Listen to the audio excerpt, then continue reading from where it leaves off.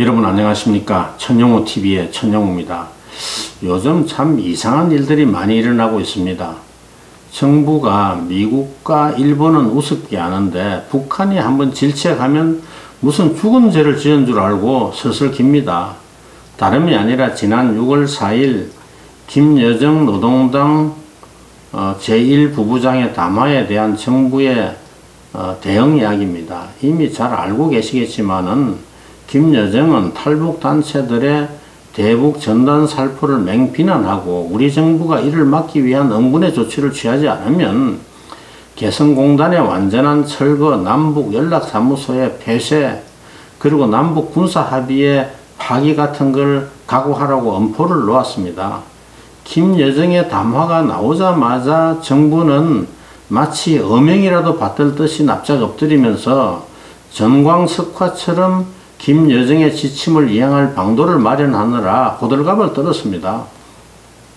통일부는 4시간 반 만에 전단 살포 금지 법안을 준비 중이라고 밝혔고, 청와대는 대북 비랄은 백해무익한 행위라고 했습니다. 여기에 국방부까지 가세해서 전단 살포가 중단되어야 하는 이유를 설명을 했습니다.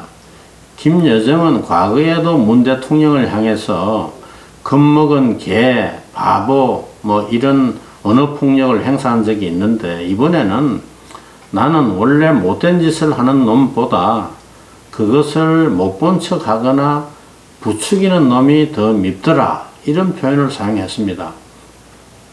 문 대통령을 향해서 놈이라고 했느냐 개라고 했느냐는 문제의 본질이 아닙니다. 문제의 본질은 대북 전단 살포에 북한이 왜 이런 광적인 반응을 보이며 정부의 대응에는 무슨 문제가 있느냐 하는 겁니다. 먼저 북한이 전단 살포에 이처럼 과격한 반응을 보이는 이유는 뭘까요? 제가 보기에는 두 가지입니다. 첫째는 대북 전단이 북한 체제와 외부 세계에 대한 진실을 북한 주민들에게 전달하는 수단이기 때문입니다. 북한이 포갑체제를 유지하는데 진실보다 더 무서운 위협은 없습니다. 북한 핵미사일이 우리에게 주는 위협보다 진실이 북한 지도부에 주는 공포가 더 큽니다.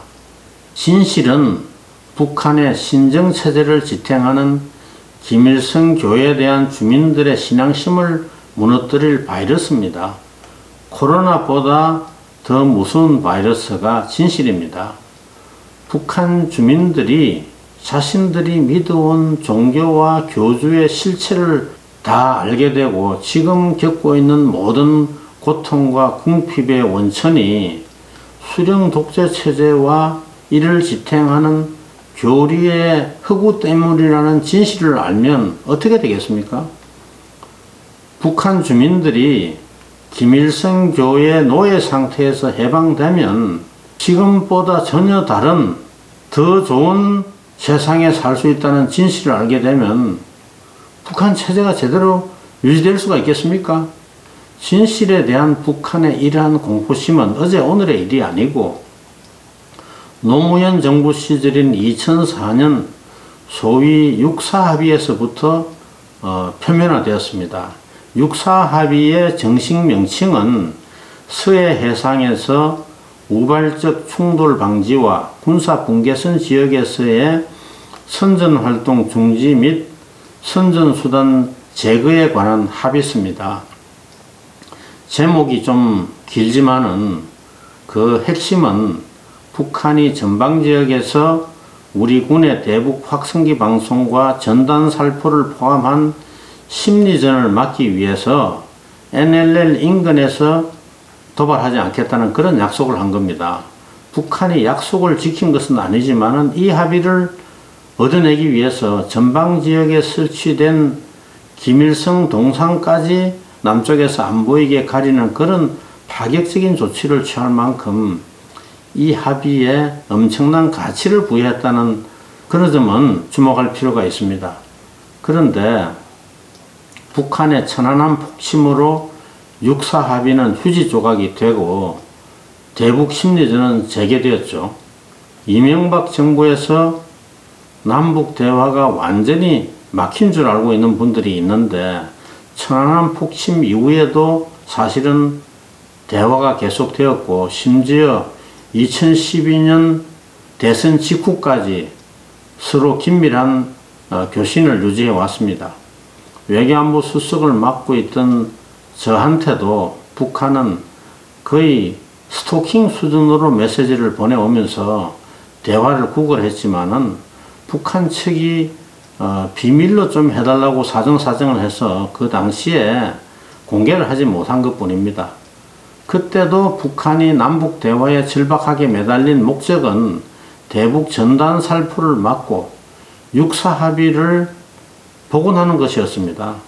북한은 전단을 살포하면 원점을 타격하겠다고 엄포를 놓고 실제로 포를 전개하는 그런 쇼까지 벌인 적도 있지만은 협박이 전혀 먹혀들지 않자 결국 회담에 매달렸습니다.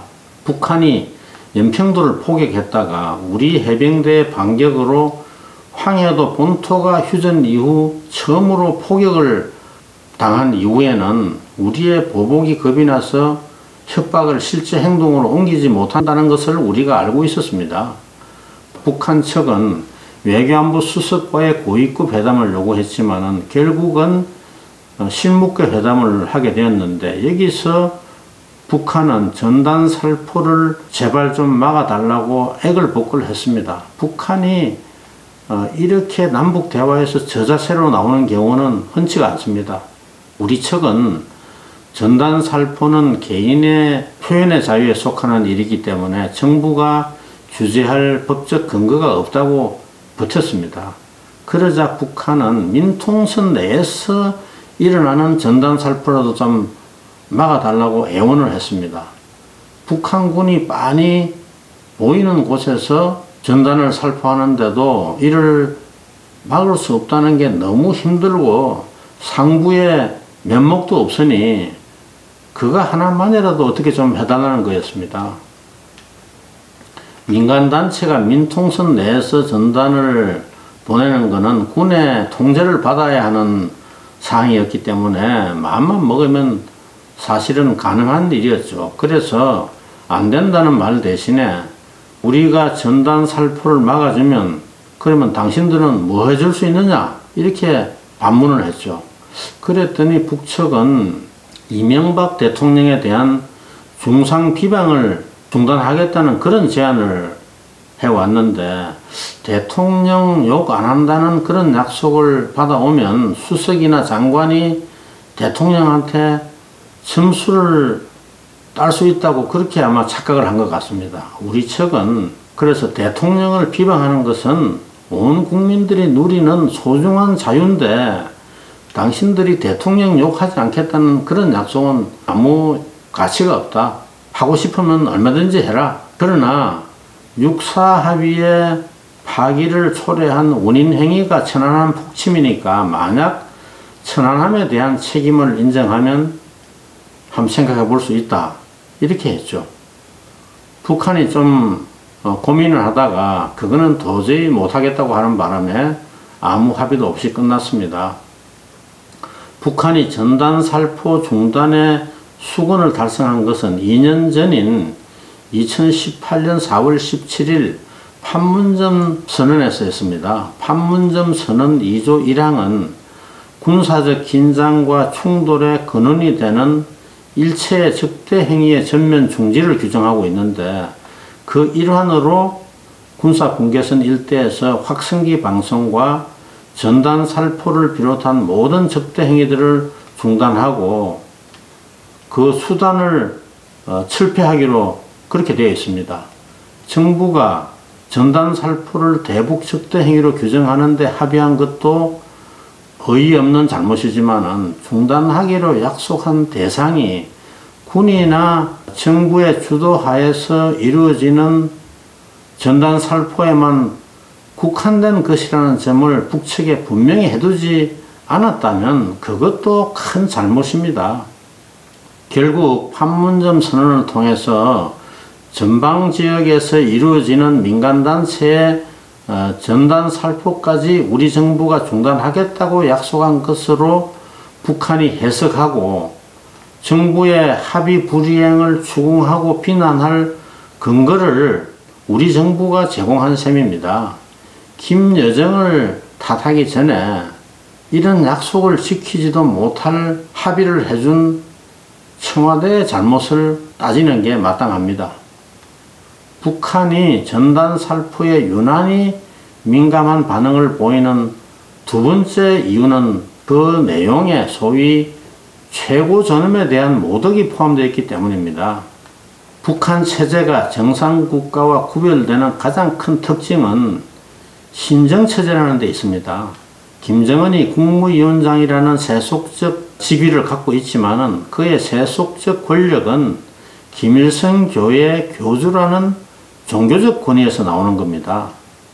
김정은을 비난하는 것은 김일성 교회 성직자들이나 광신도의 입장에서는 신성 모독에 해당되는 겁니다. 북한 주민들이 진실을 알게 하는 데는 전단 살포보다 대북 방송이 훨씬 더 효과적이지만 방송보다 전단에 더 격한 반응을 보이는 이유는 소위 최고 존엄을 건드리기 때문입니다.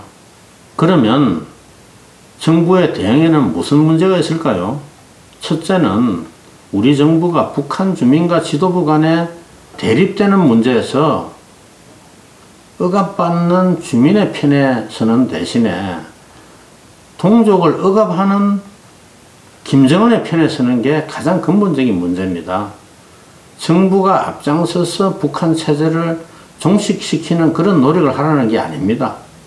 북한 주민의 의식을 변화시키고 북한 사회와 체제의 긍정적인 변화를 위한 노력을 부끄럽게 여기고 민간단체의 이런 활동을 억압하고 김정은 포갑체제를 유지 강화시키는데 힘을 보태겠다는 게 문제입니다.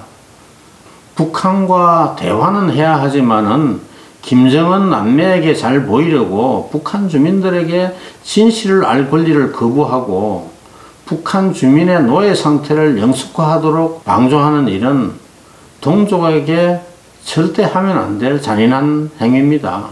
둘째는 김정은의 심기를 건드리지 않기 위해서 대한민국이 가장 소중하게 지켜야 할 가치이자 기본권인 표현의 자유까지 훼손해야 하느냐 하는 문제입니다. 전단 살포를 막기 위해서 위헌적 입법까지 하겠다니 이게 제정신입니까?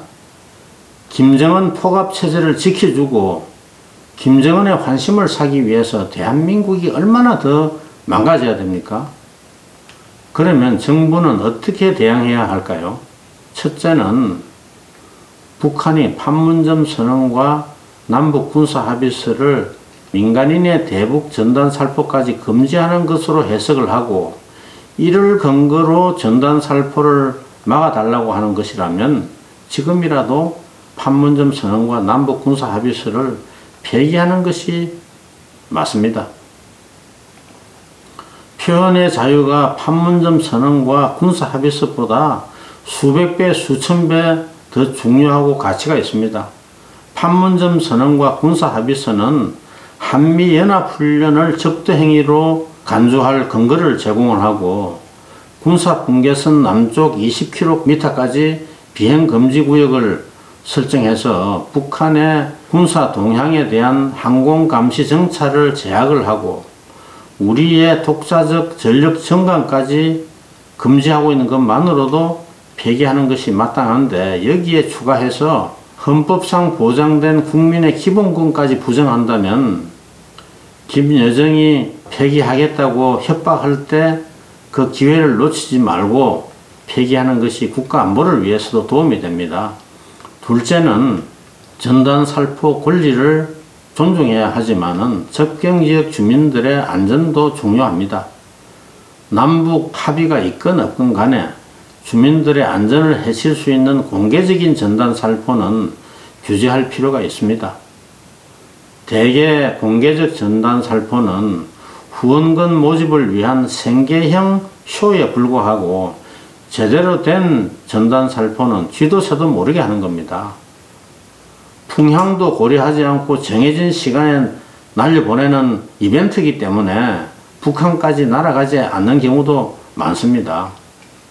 전단의 내용이 조잡하고 북한의 반발로 접경 주민들을 불안하게 하고 북한을 변화시키는데도 별 효과가 없다고 해서 헌법상 보장된 국민의 기본권을 제한하는 그런 법을 만들겠다는 발상은 작은 해악을 해결하려고 더 큰 해악을 만들겠다는 소리고, 북한을 위해서 대한민국이 추구하는 소중한 가치를 부정하겠다는 소리입니다.